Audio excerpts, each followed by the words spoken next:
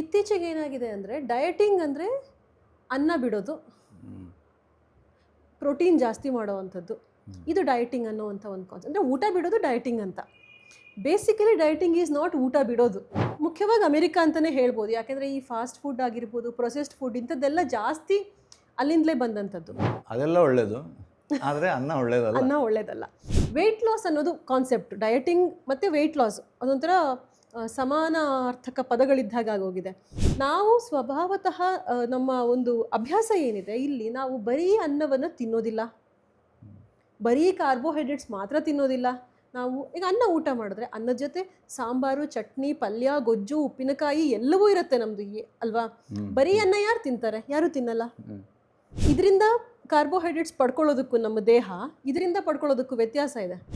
Dull colour ಇರುತ್ತೆ, ಅದು dull ಆಗಿರುತ್ತೆ. ಅದನ್ನು ಪಾಲಿಷ್ ಮಾಡಿ ಮಾಡಿ ಚಂದ ಮಾಡ್ತೀವಿ, ನಾವು ಬೆಳ್ಳಗೆ ಕಾಣೋ ಹಾಗೆ ಮಾಡ್ತೀವಿ. ನಮಗೆ ಚಂದ ಬೇಕು, ನಮಗೆ ನೋಡೋದಕ್ಕೆ ಚೆನ್ನಾಗಿರ್ಬೇಕು. ಒಳಗಡೆ ಹೋದ್ಮೇಲೆ ಏನಾಗುತ್ತೆ ಗೊತ್ತಿಲ್ಲ.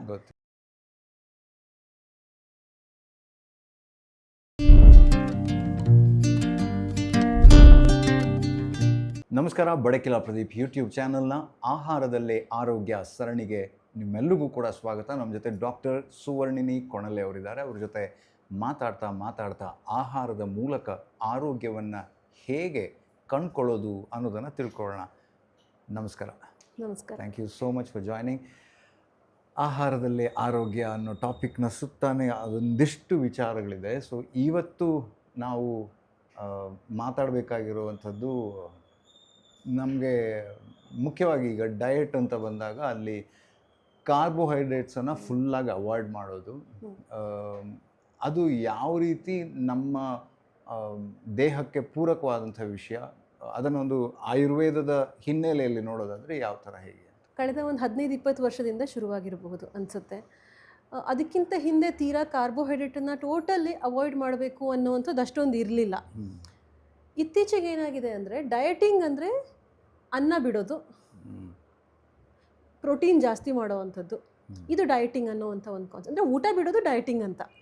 ಬೇಸಿಕಲಿ ಡಯಟಿಂಗ್ ಈಸ್ ನಾಟ್ ಊಟ ಬಿಡೋದು, ಸರಿಯಾದ ರೀತಿಯಲ್ಲಿ ಊಟ ಮಾಡೋದು, ಒಟ್ಟಾರೆಯಾಗಿ ಊಟ ಮಾಡೋದನ್ನು ಬಿಡೋದು. ಹೌದು, ಊಟ ಮಾಡೋದನ್ನು ಬಿಡೋದಲ್ಲ, ಊಟ ಮಾಡೋದನ್ನೇ ಬಿಡೋದಲ್ಲ.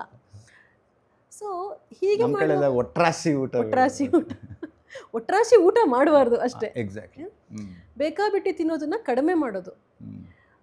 ಏನಾಗಿದೆ ಈ ಡಯಟಿಂಗ್ ಅಂತ ಹೇಳ್ತಾ ಹೋದಾಗ ಹಲವು ಕಾರಣಗಳಿಂದ, ಯಾಕೆಂದರೆ ನಾವು ಇದನ್ನೆಲ್ಲ ಫಾಲೋ ಮಾಡೋಕ್ಕೆ ಶುರು ಮಾಡುವಾಗ ನಾವು ಇದನ್ನು ಪಶ್ಚಿಮದಿಂದ ತಗೊಳ್ಳೋ ಇನ್ಫ್ಲುಯೆನ್ಸ್ ತುಂಬ ಜಾಸ್ತಿ ಇದೆ. ಆ ಕಡೆಯಿಂದ ಬಂದದ್ದು ಅಮೆರಿಕಾ, ಅಥವಾ ಮುಖ್ಯವಾಗಿ ಅಮೆರಿಕಾ ಅಂತಲೇ ಹೇಳ್ಬೋದು. ಯಾಕೆಂದರೆ ಈ ಫಾಸ್ಟ್ ಫುಡ್ ಆಗಿರ್ಬೋದು, ಪ್ರೊಸೆಸ್ಡ್ ಫುಡ್ ಇಂಥದ್ದೆಲ್ಲ ಜಾಸ್ತಿ ಅಲ್ಲಿಂದಲೇ ಬಂದಂಥದ್ದು. ರೈಟ್. ಅದೆಲ್ಲ ಒಳ್ಳೆಯದು, ಆದರೆ ಅನ್ನ ಒಳ್ಳೇದಲ್ಲ. ಸೊ ಇಂಥದ್ದು ಶುರುವಾಯಿತು. ಸೊ ಇದು ಆ ಥರ ಚಿಂತನೆಯಿಂದ ಬ್ಯಾಕ್ಗ್ರೌಂಡಲ್ಲಿ ಬಂದಿದ್ದರಿಂದ ಹಾಗೊಂದು ಶುರುವಾಯಿತು. ಭಾರತದಲ್ಲಿ ಏನು ಅಂದರೆ ನಾವು ಅನ್ನವನ್ನೇ ಜಾಸ್ತಿ, ನಾವು ಪ್ರಧಾನ ಆಹಾರ, ನಮ್ಮ ಸ್ಟೇಪಲ್ ಫುಡ್ ಈಸ್ ರೈಸ್, ನಮಗೆ ಅನ್ನ. ಅದ್ರ ಜೊತೆಗೆ ನಾವು ಕೆಲವೊಂದು ಪ್ರದೇಶದಲ್ಲಿ ರಾಗಿ ಇದೆ, ಕೆಲವು ಪ್ರದೇಶದಲ್ಲಿ ಜೋಳ ಇದೆ, ಕೆಲವು ಪ್ರದೇಶದಲ್ಲಿ ಗೋಧಿ ಇದೆ. ಆದರೆ ಅನ್ನ ಇಲ್ಲದೇ ಇರುವಂಥ ಪ್ರದೇಶ ಯಾವುದೂ ಇಲ್ಲ ನಮ್ಮಲ್ಲಿ, ಇಡೀ ಭಾರತದಲ್ಲಿ. ಗೋಧಿ ನಮ್ಮ ದೇಶದ ಮೂಲ ಆಹಾರ ಉತ್ಪನ್ನವ ಇತ್ತು. ಹೌದು, ಇತ್ತು, ಆದರೆ ಅಷ್ಟು ವ್ಯಾಪಕವಾಗಿರಲಿಲ್ಲ. ಹಾಂ, ಈಗಿನಷ್ಟು ಉತ್ತರ ಭಾರತದಲ್ಲಿ ಗೋಧಿಯೇ ಅಷ್ಟೊಂದು ಪ್ರಧಾನವಾಗಿದೆ, ಅಷ್ಟೊಂದು ಬಹುಶಃ ಇರಲಿಲ್ಲ ಅನಿಸುತ್ತೆ ಹಿಂದೆ. ಬಟ್ ಅನ್ನ ಅಂತೂ ಎಲ್ಲ ಕಡೆಯಲ್ಲೂ ಇತ್ತು. ಇವಾಗ ನಾವು ಈಶಾನ್ಯ ಭಾರತದ ಕಡೆಗೆ ಹೋದರೆ ಅನ್ನವೇ ಪ್ರಧಾನ ಆಹಾರ. ಅಲ್ಲಿ ಅನ್ನ, ಅದ್ರ ಜೊತೆಗೆ ಉಳಿದಿದ್ದೆಲ್ಲವನ್ನು ತಗೋತಾರೆ. ದಕ್ಷಿಣದಲ್ಲಂತೂ ಕೇಳೋದೇ ಬೇಡ, ನಮಗೆ ಅಕ್ಕಿಯೇ, ಅನ್ನವೇ ತುಂಬ ಮುಖ್ಯ ಆಹಾರ. ಏನಾಯಿತು, ಈ ಡಯಟ್ ಮಾಡೋಕ್ಕೆ ಶುರು ಮಾಡಿದಾಗ ಮುಖ್ಯವಾಗಿ ಯಾಕೆ ಬಂತು ಅಂದರೆ ವೆಯ್ಟ್ ಲಾಸ್ ಅನ್ನೋದು ಕಾನ್ಸೆಪ್ಟ್. ಡಯಟಿಂಗ್ ಮತ್ತು ವೆಯ್ಟ್ ಲಾಸ್ ಅದೊಂಥರ ಸಮಾನಾರ್ಥಕ ಪದಗಳಿದ್ದಾಗ ಆಗೋಗಿದೆ.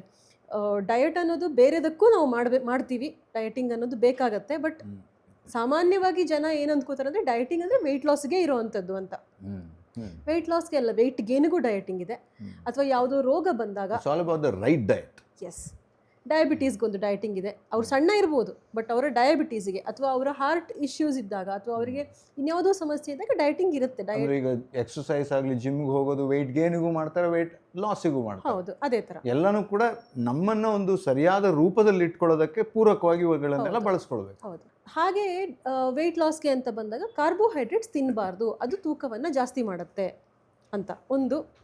ಕಾರ್ಬೋಹೈಡ್ರೇಟ್ಸ್ ಅಂದರೆ ಬೇಸಿಕಲಿ ಗ್ಲೂಕೋಸ್. ಗ್ಲೂಕೋಸ್ ನಮಗೆ ಶಕ್ತಿ ಕೊಡುತ್ತೆ. ನಮಗೆ ಶಕ್ತಿ ಬರೋದೆಲ್ಲಿಂದ ಅಂದರೆ ಗ್ಲೂಕೋಸಿಂದಾನೆ. ನಾವು ಅನ್ನ ತಿಂತೀವ, ಗೋಧಿ ತಿಂತೀವ, ರಾಗಿ ತಿಂತೀವ, ಅದೆಲ್ಲವೂ ಕೊನೆಗೆ ಜೀರ್ಣ ಆದಾಗ ಅದರಲ್ಲಿ ಬೇರೆ ಬೇರೆ ಅಂಶಗಳಿರುತ್ತೆ. ಕಾರ್ಬೋಹೈಡ್ರೇಟ್, ಅದರಲ್ಲಿರುವಂಥ ಕಾರ್ಬೋಹೈಡ್ರೇಟ್ ಅಂದರೆ ಶರ್ಕರ ಪಿಷ್ಟ ಕನ್ನಡದಲ್ಲಿ ಹೇಳಿದರೆ ಅದು ಗ್ಲೂಕೋಸ್ ಆಗುತ್ತೆ. ಅದು ಸಕ್ಕರೆಯ ಅಂಶ. ಸಕ್ಕರೆ ಅಂದರೆ ಕೇವಲ ನಾವು ಡಬ್ಬಿಲಿ ಇಟ್ಕೊಂಡು ಹಾಕೋತೀವಲ್ಲ ವೈಟ್ ಕ್ರಿಸ್ಟಲ್ಸ್, ಅದು ಮಾತ್ರ ಸಕ್ಕರೆ ಅಲ್ಲ. ತುಂಬಾನೇ ರೂಪದಲ್ಲಿ ಸಕ್ಕರೆ ಸಿಗ್ತಾ ಇರುತ್ತೆ ದೇಹಕ್ಕೆ, ಬೇಕಾಗುತ್ತೆ ಕೂಡ. ಹೌದು. ಆದ್ರೆ ಈಗ ಈ ಸಕ್ಕರೆ ಅನ್ನೋ ವಿಚಾರಕ್ಕೆ ಬಂದಾಗ ಒಂದು ರೀತಿ ಒಂದು ಸೈಡಲ್ಲಿ ಡಯಟ್ ನೋಡೋದಾದ್ರೆ, ಇನ್ನೊಂದು ಕಡೆ ಶುಗರ್ ರಿಲೇಟೆಡ್ ಅಲ್ಲೂ ಕೂಡ ಶುಗರ್ ಬಂದವರಿಗೆ ಬರುತ್ತೆ, ಬಾರ್ಡರ್ ಅಲ್ಲಿ ಇದೆ ಅನ್ನೋರಿಗೂ ಕೂಡ ಅನ್ನ ಬಿಡಿ ಅಂತ ಅನ್ನುವಂಥದ್ದು ಹೇಳ್ತಾರೆ. ಸೊ ಅದನ್ನು ಕೂಡ ನೀವು ಅಡ್ರೆಸ್ ಮಾಡಬೇಕು. ಅದ್ರ ಬಗ್ಗೆ ಹೇಳೋಣ. ಫಸ್ಟ್ ಯಾಕೆ ಇದಿದೆ ಅಂದರೆ, ಮುಂದೇನು ಅಂದರೆ ಅನ್ನ ಅಥವಾ ಕಾರ್ಬೋಹೈಡ್ರೇಟ್ಸ್ ಬೇಸಿಕಲಿ ಅದು ತೂಕವನ್ನು ಹೆಚ್ಚು ಮಾಡುತ್ತೆ ಅನ್ನುವಂಥದ್ದು. ಇದು ಯಾಕೆ ಭ್ರಮೆ ಬಂತು ಅಂತ ಅಂದರೆ, ಪ್ರೊಸೆಸ್ಡ್ ಫುಡ್ಡನ್ನು ಸೇವಿಸುವಾಗ, ಪ್ರೊಸೆಸ್ಡ್ ಶುಗರ್ ತಗೊಳ್ಳುವಾಗ ಇದಾಗತ್ತೆ. ನಾವು ಸ್ವಭಾವತಃ ನಮ್ಮ ಒಂದು ಅಭ್ಯಾಸ ಏನಿದೆ ಇಲ್ಲಿ, ನಾವು ಬರೀ ಅನ್ನವನ್ನು ತಿನ್ನೋದಿಲ್ಲ, ಬರೀ ಕಾರ್ಬೋಹೈಡ್ರೇಟ್ಸ್ ಮಾತ್ರ ತಿನ್ನೋದಿಲ್ಲ. ನಾವು ಈಗ ಅನ್ನ ಊಟ ಮಾಡಿದ್ರೆ ಅನ್ನದ ಜೊತೆ ಸಾಂಬಾರು, ಚಟ್ನಿ, ಪಲ್ಯ, ಗೊಜ್ಜು, ಉಪ್ಪಿನಕಾಯಿ ಎಲ್ಲವೂ ಇರುತ್ತೆ ನಮ್ಮದು ಅಲ್ವಾ. ಬರೀ ಅನ್ನ ಯಾರು ತಿಂತಾರೆ? ಯಾರು ತಿನ್ನಲ್ಲ. ಹಾಗಾಗಿ ಆ ಕಾನ್ಸೆಪ್ಟ್ ಏನಿದೆ, ಬರೀ ಪ್ರೊಸೆಸ್ಡ್ ಶುಗರ್ ಅನ್ನ ತಿನ್ನುವಾಗ ಕಾರ್ಬೋಹೈಡ್ರೇಟ್ಸ್ನ ಸಮಸ್ಯೆ ಆಗುತ್ತೆ. ಅಂದರೆ ಅದು ಅದನ್ನ ಅಂದರೆ ದೇಹಕ್ಕೆ ಅದು ಪ್ರಾಸೆಸ್ ಆಗಿ ರೆಡಿಯಾಗಿ ಶುಗರ್ ಆಗಿ ಹೋಗಬಾರ್ದು, ಹೋದ ಮೇಲೆ ಅದನ್ನು ಶುಗರ್ ಆಗಿ ಕನ್ವರ್ಟ್ ಮಾಡ್ಕೋಬೇಕು ದೇಹ. ಎಕ್ಸಾಕ್ಟ್ಲಿ. ಆಗ ಏನಾಗುತ್ತೆ, ನೀವು ಈಗ ಉದಾಹರಣೆಗೆ ಇಷ್ಟು ಪ್ರಮಾಣದ ಅನ್ನ ಸಾಂಬಾರು ತಿನ್ನೋದಕ್ಕೂ ಇಷ್ಟು ಪ್ರಮಾಣದ ಪ್ಯೂರ್ ಶುಗರ್ ಹಾಕಿ ಬರೀ ಶುಗರ್ ಜಾಸ್ತಿ ಇರುವಂಥ ಕೇಕ್ ತಿನ್ನೋದಕ್ಕೂ, ರಿಫೈನ್ಡ್ ಫ್ಲವರ್ ಮತ್ತು ರಿಫೈನ್ಡ್ ಮೈದಾ ಹಿಟ್ಟು ಈ ಥರ ಏನೋ ಒಂದು ಹಿಟ್ಟಿನಿಂದ ಮಾಡಿರೋ ಸಕ್ಕರೆ ಹಾಕಿ ಕೇಕ್ ತಿನ್ನೋದಕ್ಕೂ ವ್ಯತ್ಯಾಸ ಇದೆ ಅಲ್ವಾ. ಇದರಿಂದ ಕಾರ್ಬೋಹೈಡ್ರೇಟ್ಸ್ ಪಡ್ಕೊಳ್ಳೋದಕ್ಕೂ ನಮ್ಮ ದೇಹ ಇದರಿಂದ ಪಡ್ಕೊಳ್ಳೋದಕ್ಕೂ ವ್ಯತ್ಯಾಸ ಇದೆ. ನಾನು ಇಷ್ಟೇ ಪ್ರಮಾಣ ಅಂತ ನೋಡಿದರೆ, ನಾನೀಗ ಇದು ನನ್ನ ಹೊಟ್ಟೆ ತುಂಬಿಸುತ್ತೆ, ಅದೇ ಪ್ರಮಾಣದ ಕೇಕ್ ತಿಂದೆ ಅಂದರೆ ನನಗೆ ಜಾಸ್ತಿ ಆಗುತ್ತೆ. ಅದು ಅದರಲ್ಲಿ ಬೇರೆ ಪೋಷಕಾಂಶಗಳೂ ಇರೋದಿಲ್ಲ, ಬರೀ ಶುಗರ್ ಇರುತ್ತೆ. ಮತ್ತಿನ್ನೊಂದು, ಈ ಮೈದಾ ಅಥವಾ ಯಾವುದೇ ಗೋಧಿ, ಇದು ಮೈದಾ ಮಾಡೋದು ಗೋಧಿಯಿಂದ ಬೇಸಿಕಲಿ. ಆದರೆ ಏನಾಗುತ್ತೆ, ಈ ರಿಫೈನ್ಡ್ ಅಂತ ಒಂದೇನು ಕ್ಯಾಟಗರಿ ಇದೆ, ಪ್ರೊಸೆಸ್ಡ್ ಫುಡ್ ಅಂತ, ಅಲ್ಲಿ ಆ ಒಂದು ಧಾನ್ಯದಲ್ಲಿರುವ ಬೇರೆ ಎಲ್ಲ ಅಂಶಗಳನ್ನು ತೆಗೆದು ಬಿಡ್ತೀವಿ ನಾವು. ಅದರ ಹೊರಗಿನ ಕವಚ ಆಗಿರಬಹುದು, ಇದನ್ನೆಲ್ಲ ತೆಗೆದು, ಈಗ ಅಂದರೆ ಅದು ಇರೋದು ಎಷ್ಟು ಮುಖ್ಯ, ಯಾಕೆ ಮುಖ್ಯ? ತುಂಬ ಮುಖ್ಯ. ಈಗ ಅಕ್ಕಿ ಫಾರ್ ಎಕ್ಸಾಂಪಲ್, ನಾವು ತುಂಬ ಸರಳ ಉದಾಹರಣೆ ಅಂದರೆ ವೈಟ್ ರೈಸ್ ಮತ್ತು ಬಾಯ್ಲ್ ರೈಸ್, ರೆಡ್ ರೈಸ್ ಅಥವಾ ಬಾಯ್ಲ್ಡ್ ರೈಸ್, ಇದು ಯಾವ್ದಾದ್ರು ನೋಡಿದ್ರೆ ನಮಗೆ ಒಂದು ವ್ಯತ್ಯಾಸ ಕಾಣೋದು ಏನು ಅಂದರೆ, ಅನ್ಪಾಲಿಶ್ಡ್ ಮತ್ತೆ ಪಾಲಿಶ್ಡ್, ಇದೆರಡು ವ್ಯತ್ಯಾಸ ರೈಸ್ನಲ್ಲಿ ನಾವು ಅನ್ನದಲ್ಲಿ ನಾವು ಕಾಣುವಂಥದ್ದು. ಈಗ ಬಿಳಿ ಅನ್ನದಲ್ಲೂ ಅನ್ಪಾಲಿಶ್ಡ್ ರೈಸ್ ಇದೆ. ಈಗ ಬಿಳಿ ಅನ್ನ ಎಲ್ಲವೂ ಕೆಂಪು ಬಣ್ಣಕ್ಕೆ ಇರಲ್ಲ, ಸ್ವಲ್ಪ ಡಲ್ ಕಲರ್ ಇರುತ್ತೆ, ಅದು ಡಲ್ ಆಗಿರುತ್ತೆ. ಅದನ್ನ ಪಾಲಿಶ್ ಮಾಡಿ ಮಾಡಿ ಚಂದ ಮಾಡ್ತೀವಿ ನಾವು, ಬೆಳ್ಳಗೆ ಕಾಣೋ ಹಾಗೆ ಮಾಡ್ತೀವಿ. ನಮಗೆ ಚಂದ ಬೇಕು, ನಮಗೆ ನೋಡೋದಕ್ಕೆ ಚೆನ್ನಾಗಿರ್ಬೇಕು, ಒಳಗಡೆ ಹೋದ್ಮೇಲೆ ಏನಾಗುತ್ತೆ ಗೊತ್ತಿಲ್ಲ. ಇದು ಮನುಷ್ಯನ ವಿಷಯಕ್ಕೂ ನಾವು ಇದೇ ತಪ್ಪನ್ನ ಮಾಡೋವಂಥದ್ದು. ಯಾರು ನೋಡೋಕ್ಕೆ ಚೆನ್ನಾಗಿದ್ದಾರೆ ಅವರು ಒಳ್ಳೆಯವರು ನಮಗೆ, ಅಥವಾ ತುಂಬ ಏನು ಹೇಳ್ತೀವಿ, ಹೊರಗಡೆಯಿಂದ ಪಾಲಿಶ್ಡ್ ಆಗಿ ಯಾರು ಇರ್ತಾರೆ ಅವರು ವೆರಿ ಈಸ್ ವೆರಿ ಗುಡ್ ಅನ್ನೋವಂಥ ಒಂದು, ಅಥವಾ ಅವ್ರಿಗೆ ನಾವು ರೆಸ್ಪೆಕ್ಟ್ ಜಾಸ್ತಿ ಕೊಡ್ತೀವಿ, ಅವ್ರ ಮೇಲೆ ಒಂದು ಒಳ್ಳೆ ಭಾವನೆ ಬರುವಂಥದ್ದು. ಮೇ ಬಿ ಅದು ನಮ್ಮ ಕೊಲೋನಿಯಲ್ ಇದರ ಮೈಂಡ್ಸೆಟ್ ಇರಬಹುದು, ಅಥವಾ ಅವರು ಹುಟ್ಟು ಹಾಕಿದ ಮೈಂಡ್ಸೆಟ್. ಬೆಳ್ಳಗಿದ್ದವ್ರು ಚಂದ, ಕಪ್ಪು ಚಂದ ಅಲ್ಲ ಅನ್ನೋ ಒಂದು ಭಾವನೆ ಇರ್ಬೋದು. ಮದುವೆ ಆಗ್ಬೇಕಾದ್ರೆ ಹುಡುಗಿ ಬೆಳ್ಳಗಿರ್ಬೇಕು, ಹುಡುಗ ಬೆಳ್ಳಗಿರ್ಬೇಕು, ಕಪ್ಪಿರಬಾರ್ದು, ಇದೆಲ್ಲ ಒಂದು ಮೈಂಡ್ ಸೆಟ್ ಇದೆಯಲ್ಲ, ಅದೇ ಥರ ಇಲ್ಲೂ ಬರುತ್ತೆ. ಅಕ್ಕಿ ನೋಡೋಕೆ ಚೆನ್ನಾಗಿರ್ಬೇಕು ನಮಗೆ, ಅದೊಂದು ಭಾವನೆ ಇದೆ, ಅದು ಮೈಂಡಲ್ಲಿ ಕೂತ್ಕೊಂಡಿದೆ. ಸೊ ಏನಾಗುತ್ತೆ, ಆ ಥರ ಹೈಲಿ ಪಾಲಿಶ್ಡ್ ನೋಡೋಕ್ಕೆ ಚೆನ್ನಾಗಿ ಕಾಣುವಂಥ ಅಕ್ಕಿ ತಿಂದಾಗ ಅದರಲ್ಲಿ ಹೊರಗಿನ ಕವಚ ಏನೂ ಇರಲ್ಲ. ಅದರ ಹೊರಗಡೆ, ಈಗ ಅಕ್ಕಿ ಒಂದು ಕಾಳು ತಗೊಂಡ್ರೆ ಅದರ ಹೊರಗಡೆ ಆ ಭತ್ತದಿಂದ ಒಳಗಡೆ ಮತ್ತು ಅಕ್ಕಿಯಿಂದ ಹೊರಗಡೆ ಕವಚ ಒಂದಿರುತ್ತೆ, ಅದರಲ್ಲಿ ತುಂಬ ಫೈಬರ್ ಇರುತ್ತೆ, ಅದರಲ್ಲಿ ನ್ಯೂಟ್ರಿಯೆಂಟ್ಸ್ ಇರುತ್ತೆ, ವಿಟಮಿನ್ಸ್ ಇರುತ್ತೆ, ಎಲ್ಲನೂ ಇರುತ್ತೆ. ಅದನ್ನೇ ತೆಗೆದುಬಿಟ್ರೆ ಒಳಗಡೆ ಏನು ಉಳಿಯುತ್ತೆ? ಬರೀ ಕಾರ್ಬೋಹೈಡ್ರೇಟ್ಸ್ ಅಷ್ಟೇ ಉಳಿಯುತ್ತೆ. ನಾವು ಯಾವಾಗ ಸಿಂಗಲ್ ಪಾಲಿಶ್ಡ್ ಅಕ್ಕಿ ಅಥವಾ ಆ ಥರ ಈಗ 2-3 ಸಲ ಪಾಲಿಶ್ ಮಾಡ್ತಾರೆ, ಆಗ ಅದೆಲ್ಲ ಹೋಗುತ್ತೆ. ಸಿಂಗಲ್ ಪಾಲಿಶ್ಡ್ ಅಥವಾ ಅನ್ಪಾಲಿಶ್ಡ್ ಅಕ್ಕಿಯನ್ನು ತಗೊಂಡಾಗ ಅದರಲ್ಲಿ ಇದೆಲ್ಲವೂ ಇರುತ್ತೆ. ಇದರಿಂದ ಇದ್ದರೆ ಈಗ ಫೈಬರ್ಸ್ ಹೊರಗಡೆ ಯಾಕಿರಬೇಕು ಅಂತ, ನಮಗೆ ಬೇಕಾಗಿದ್ದು ಶುಗರ್ ಅಲ್ವಾ, ಫೈಬರ್ ಯಾಕೆ ಬೇಕು ಅಂತ ಅಕ್ಕಿಯಲ್ಲಿ. ಫೈಬರ್ದೇ ಇನ್ನೊಂದು ಹೋಲ್ ಟಾಪಿಕ್ ಮಾಡುವಂಥದ್ದು ವಿಷಯ ಇದೆ. ಈಗ ಫೈಬರ್ ಇದ್ದಾಗ ಏನಾಗುತ್ತೆ, ಬರೀ ಅಕ್ಕಿ ಹೋದಾಗ, ಬರೀ ಪಾಲಿಶ್ಡ್ ಅಕ್ಕಿ ಅಥವಾ ಕಾರ್ಬೋಹೈಡ್ರೇಟ್ಸ್ ಪ್ಯೂರ್ ಹೋದಾಗ ಏನಾಗುತ್ತೆ, ಬರೀ ಅದು ಮಾತ್ರ ಆ ಶುಗರ್ ಕಂಟೆಂಟ್ ಏನಿದೆ ಗ್ಲೂಕೋಸ್ ಅಷ್ಟು ಮಾತ್ರ ಇಮಿಡಿಯೇಟ್ ಆಗಿ ಡಿಜೀರ್ಣ ಆಯಿತು, ರಕ್ತಕ್ಕೆ ಸೇರ್ಕೊಂಡ್ಬಿಡ್ತು, ಶುಗರ್ ಸ್ಪೈಕ್ ಆಯಿತು ಅಥವಾ ಶುಗರ್ ಕಂಟೆಂಟ್ ಇದು. ಮತ್ತು ನಾವಿಷ್ಟು ತಿನ್ನೋದ್ರಲ್ಲಿ ಅಷ್ಟು ಕಾರ್ಬೋಹೈಡ್ರೇಟ್ಸೇ ಇರುತ್ತೆ. ನಾವು ಅದನ್ನು ಖರ್ಚು ಮಾಡ್ತೀವಾ? ಅಂದರೆ ಫಸ್ಟಿಗೆ ನಾವು ವಾಹನಕ್ಕೆ ಫ್ಯೂಯಲ್ ಹಾಕುವಾಗ ಸೀದಾ ಇಂಜಿನಿಗೆ ಹೋಗಲ್ಲ ಅದು. ಅಂದರೆ ಸುಮ್ಮನೆ ತುಂಬ ರಫ್ ಆಗಿ ಹೇಳ್ತಿದ್ದೀನಿ, ಟ್ಯಾಂಕ್ಗೆ ಹೋಗಿ ನಂತರ ಎಷ್ಟು ಬೇಕೋ ಅಷ್ಟು ಮಾತ್ರ ಹೋಗಬೇಕು. ಆದರೆ ಇದರಲ್ಲಿ ನೇರವಾಗಿ ಅಲ್ಲಿ ಹೋಗೋದ್ರಿಂದ ರಿಫೈನ್ಡ್ ಸ್ಪೈಕ್ ಆಗುವಂಥದ್ದು. ಪ್ರೊಸೆಸ್ಡ್ ಫುಡ್ ತಿಂದಾಗ ಅದಾಗತ್ತೆ, ಜಾಸ್ತಿ ಆಗುವಂಥದ್ದು ಪ್ರೊಸೆಸ್ಡ್. ಅನ್ನ even if it is polished ಆ ಸಮಸ್ಯೆ ಬರೋಲ್ಲ, ಅಷ್ಟೊಂದು ಬರಲ್ಲ. ಪ್ರೊಸೆಸ್ಡ್ ಫುಡ್ ತಿಂದಾಗ ಬರುತ್ತೆ. ಯಾವುದು ಪ್ರೊಸೆಸ್ಡ್ ಫುಡ್ ಅಂದರೆ ಒಂದು ಪ್ಯಾಕೆಟ್ ಬಿಸ್ಕೆಟ್ ಓಪನ್ ಮಾಡೋದು ತಿನ್ನು, ಚಿಪ್ಸ್ ತಿನ್ನು, ಹೀಗೆ ಸುಮಾರು ನಮ್ದು ಇದೆಯಲ್ಲ. ಅದ್ರಲ್ಲಿ ಬೇಕಾದ್ರೆ ಅವ್ರು ಲೇಬಲ್ ಹಾಕ್ತಾರೆ, this is healthy for kids, this is healthy for ಇದು ಎಲ್ಲ ಹಾಕ್ತಾರೆ ಅವರು, ಬಟ್ ಇಟ್ ಈಸ್ ನಾಟ್.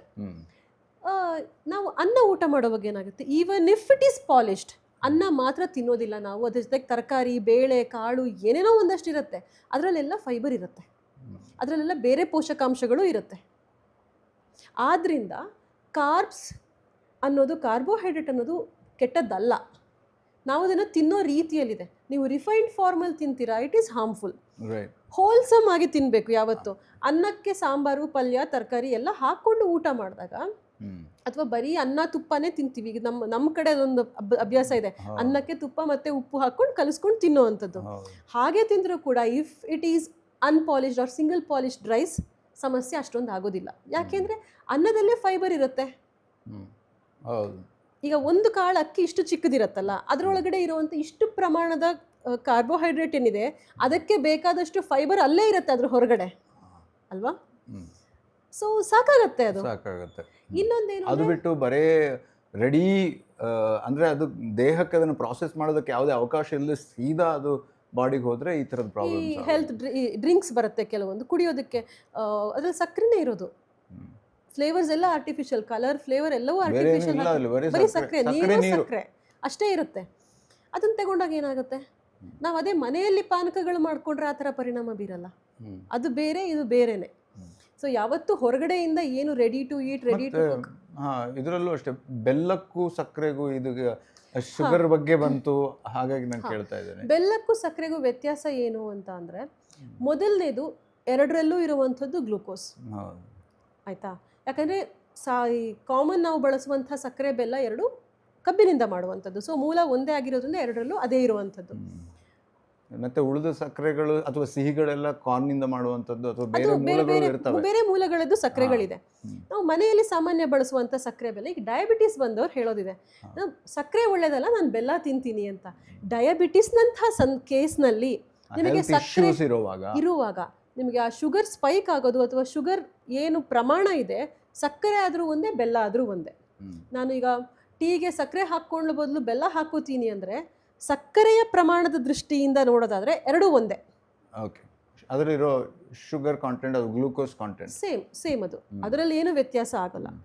ಆದರೆ ಬಳಸುವಂಥ ಬೆಲ್ಲ ಸಾವಯವ ರೀತಿಯಿಂದ ತಯಾರಿಸಿದ್ದಾದರೆ, ಪ್ರೊಸೆಸ್ ಮಾಡದೇ ಇದ್ದರೆ, ಈ ಪ್ರೊಸೆಸ್ಡ್ ಬೆಲ್ಲಗಳು ನಾವು ಹೆಚ್ಚಂಗಡಿ ತರೋದು, ಅಗೇನ್ ಬೆಲ್ಲಗಳು ಕೂಡ ಪ್ರೊಸೆಸ್ಡ್, ಅದಕ್ಕೂ ಒಂದಷ್ಟು ಏನೇನೋ ಹಾಕಿರ್ತಾರೆ, ಕ್ಲೀನ್ ಮಾಡಿ ಚಂದ ಕಾಣೋ ಥರ ಮಾಡಿರ್ತಾರೆ, ಬಣ್ಣ ಬರಬೇಕು, ಕಪ್ಪಿದ್ರೆ ಬೇಡ. ಸೊ ಆ ಪ್ರೊಸೆಸ್ ಆದಾಗ ಅದಕ್ಕೆ ಏನೇನು ಅವರು ರಾಸಾಯನಿಕಗಳನ್ನು ಹಾಕಿ ಮಾಡಿರ್ತಾರೆ, ಅದರದ್ದು ಪರಿಣಾಮ ಏನಾಗುತ್ತೆ ಅದು ಖಂಡಿತ ಇದ್ದೇ ಇರುತ್ತೆ. ಅದ್ರ ಬದಲು ನೀವು ಇದು ಶುಗರ್ ಸ್ಪೈಕ್ನ ಬಗ್ಗೆ ಹೇಳೋದಾದರೆ, ಅದು ಬಿಟ್ಟು ಬೆಲ್ಲ ಮತ್ತು ಸಕ್ಕರೆ, ಪ್ರೊಸೆಸ್ಡ್ ಸಕ್ಕರೆ ಮತ್ತು ಸಾವಯವ ರೀತಿಯಿಂದ ತಯಾರಿಸಿದ ಬೆಲ್ಲ ಅಂತ ಕಂಪೇರ್ ಮಾಡಿದ್ರೆ ಬೆಲ್ಲನೇ ಹೆಚ್ಚು ಒಳ್ಳೆಯದು. ಯಾಕಂದರೆ ಅದರಲ್ಲಿ ಯಾವುದೇ ರೀತಿ ಬರೀ ಬೆಲ್ಲವನ್ನು, ಇದು ಸಕ್ಕರೆ, ಕಬ್ಬಿನ ಹಾಲನ್ನು ಕಾಯಿಸಿ ಮಾಡಿರುವಂಥ ಬೆಲ್ಲ ಅಷ್ಟೇ ಅದು, ಅದರಲ್ಲಿ ಇನ್ನೇನು ಬೇರೆ ಏನೂ ಇರಲ್ಲ. ಬಟ್ ಸಕ್ಕರೆಯಲ್ಲಿ ಬೇರೆ ಏನೇನೋ ಅಂಶಗಳು ಸೇರ್ಕೊಂಡಿರುತ್ತೆ. ಸೊ ಅದರಿಂದ ಆ ದೃಷ್ಟಿಯಿಂದ ನೋಡಿದ್ರೆ ಬೆಲ್ಲ ಒಳ್ಳೆಯದು ಸಕ್ಕರೆಗಿಂತ. ಈಗ ಕಾರ್ಬೋಹೈಡ್ರೇಟ್ಸ್ ಬಗ್ಗೆ ನಾವು ಒಂದು ಕೊನೆಯದಾಗಿ ಒಂದು ಇದು ಸಮಪ್ ಮಾಡೋದಾದರೆ, ಅಂದರೆ ಕಾರ್ಬೋಹೈಡ್ರೇಟ್ಸ್ ನಮಗೆ ಬೇಕೇ ಬೇಕು. ಯಾಕೆಂದರೆ ಅದು ನಮಗೆ ಶಕ್ತಿ ಕೊಡೋ ಅಂಥದ್ದು. ಗಾಡಿಗೆ ಪೆಟ್ರೋಲ್ ಹೇಗೋ ಹಾಗೆ ನಮಗೆ ಕಾರ್ಬೋಹೈಡ್ರೇಟ್. ಪೆಟ್ರೋಲ್ ಕೊಡಲ್ಲ, ನಾನು ಅದಕ್ಕೆ ನೀರು ಹಾಕ್ತೀನಿ, ಕೆರೋಸಿನ್ ಹಾಕ್ತೀನಿ, ಕೆರೋಸಿನ್ ಹಾಕಿ ಗಾಡಿ ಓಡಿಸ್ತಾರೆ ಕೆಲವೊಂದು, ಇದು ಇದೆ, ಅದು ಹೇಗೆ ಹೊಗೆ ಬರುತ್ತೆ ಎಲ್ಲರಿಗೂ ಗೊತ್ತು, ಎಂಜಿನ್ನು ಹಾಳಾಗುತ್ತೆ. ಇದು ಹಾಗೆ ನಮ್ಮ ಗಾಡಿ, ನಾನು ಪ್ರೋಟೀನ್ ಕೊಡಿ, ಫ್ಯಾಟ್ ಕೊಡಿ, ಮತ್ತೇನೋ ಕೊಡಿ, ಕಾರ್ಬೋಹೈಡ್ರೇಟ್ಸ್ ಕೊಡಲಿಲ್ಲ ಅಂದರೆ ದೇಹ ಅದನ್ನೆಲ್ಲ ಬಳಸ್ಕೊಳತ್ತೆ. ಆದರೆ ಪೆಟ್ರೋಲ್ ಹಾಕೋ ಗಾಡಿಗೆ ಪೆಟ್ರೋಲ್ ಎಫಿಷಿಯನ್ಸಿ ಕಮ್ಮಿ ಆಗ್ತಾ ಹೋಗುತ್ತೆ. ದೇಹ ಅದಕ್ಕೋಸ್ಕರ ಇನ್ನಷ್ಟು ಎಫರ್ಟ್ ಹಾಕಬೇಕಾಗತ್ತೆ. ಸೊ ನೀವು ದಿನಕ್ಕೆ 2 ಹೊತ್ತೋ 3 ಹೊತ್ತೋ ನಾವೇನು ತಿಂತೀವಿ, ಆಗ ಒಂದು ಪ್ರಮಾಣದ ಕಾರ್ಬೋಹೈಡ್ರೇಟ್ಸ್ ಅದರಲ್ಲಿ ಇರಬೇಕು. ಅದ್ರ ಜೊತೆಗೆ ನೀವು ಪ್ರೋಟೀನ್ ಬೇಕು, ಎಲ್ಲ ಬೇಕು. ಬಟ್ ಕಾರ್ಬೋಹೈಡ್ರೇಟ್ಸ್ ಟೋಟಲಿ ಬಿಡಬೇಡಿ. ಬಟ್ ಪ್ರೊಸೆಸ್ಡ್ ಕಾರ್ಬೋಹೈಡ್ರೇಟ್ಸ್ ಬೇಡ. ರೈಟ್. ಅಷ್ಟು ಯೋಚನೆ ಮಾಡಬೇಕು. ಯಾವುದೇ ಆಗಲಿ, ಈಗ ತಯಾರಾಗಿ ಆಲ್ರೆಡಿ ನಿಮಗೆ ಅದನ್ನು ಪ್ಯಾಕೆಟಿಂದ ತೆಗೆದು ತಿನ್ನೋವಂಥ ಬಿಸ್ಕೆಟ್ಗಳಿರ್ಬೋದು, ಅಥವಾ ಚಾಕ್ಲೇಟ್ಸ್ ಇರ್ಬೋದು, ಅಥವಾ ಚಿಪ್ಸ್, ಬಗೆ ಬಗೆಯ ಚಿಪ್ಸ್ ಇದೆ, ಬಗೆ ಬಗೆಯ ಪ್ರಾಡಕ್ಟ್ಸ್ ಇದೆ. ನಮ್ಮನ್ನು ಅಟ್ರ್ಯಾಕ್ಟ್ ಮಾಡೋದಕ್ಕೋಸ್ಕರನೇ ಅವುಗಳ ಪ್ಯಾಕೇಜಿಂಗ್ ಇರುತ್ತೆ, ಅವುಗಳ ರುಚಿ ಕೂಡ ಇರುತ್ತೆ. ನಾಲಿಗೆಗೆ ಹಿತ ಅನ್ನಿಸ್ಬಹುದು, ದೇಹಕ್ಕೆ ಅದು ಎಷ್ಟು ತೊಂದರೆ ಕೊಡುತ್ತೆ ಅನ್ನೋದು ಇಮಿಡಿಯೇಟ್ಲಿ ಗೊತ್ತಾಗದೇನೂ ಇರ್ಬೋದು, ಅಥವಾ ಹೆಲ್ತ್ ಇಶ್ಯೂಸ್ ಇದ್ದವ್ರಿಗೆ ಇಮಿಡಿಯೇಟ್ಲಿ ಕೂಡ ಗೊತ್ತಾಗುವಂಥ ಸಾಧ್ಯತೆ ಇದೆ ಅಂತ ಕೂಡ ನಾವು ಅದನ್ನು ಡಿಸ್ಕಸ್ ಮಾಡಿದ್ವಿ. ದಯವಿಟ್ಟು ಕಾರ್ಬೋಹೈಡ್ರೇಟ್ಸ್ ಆರ್ ನಾಟ್ ಎಂಟೈರ್ಲಿ ಬ್ಯಾಡ್. ಅದನ್ನು ನಾವು ಹೇಗೆ ಎಲ್ಲದರ ಜೊತೆ ಸೇರಿಸ್ಕೊಂಡು ಹೋಗ್ತೀವಿ, ನಾವು ಯಾವತ್ತೂ ಬ್ಯಾಲೆನ್ಸ್ ಡಯಟ್ ಬಗ್ಗೆ, ಬ್ಯಾಲೆನ್ಸ್ ಫುಡ್ ಬಗ್ಗೆ ಮಾತಾಡ್ತಾನೆ ಇರ್ತೀವಿ. ಸೊ ಲೈಫಲ್ಲಿ ಬ್ಯಾಲೆನ್ಸ್ ಇರಲಿ, ನಿಮ್ಮ ಫುಡ್ಡಲ್ಲೂ ಬ್ಯಾಲೆನ್ಸ್ ಇರಲಿ. ಒಳ್ಳೆಯದಾಗಲಿ. ಥ್ಯಾಂಕ್ ಯು, ಧನ್ಯವಾದ. ಮುಂದಿನ ಸಂಚಿಕೆಯಲ್ಲಿ ಸಿಗೋಣ. ನಮಸ್ಕಾರ.